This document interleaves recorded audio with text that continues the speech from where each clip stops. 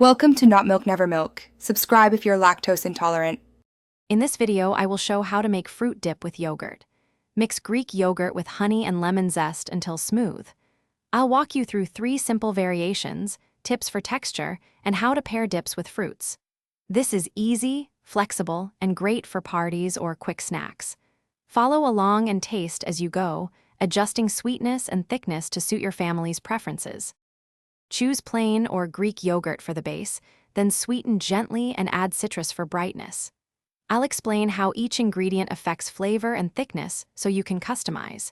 You don't need fancy tools, just a bowl and spoon, and we'll cover optional mix-ins like vanilla, cinnamon, or cocoa. By the end, you'll know how to balance sweetness and acidity for a perfect dip every time. If you're finding this helpful, please like and subscribe to support the channel. Quick recommendation: read anywhere with the new Kindle Paperwhite.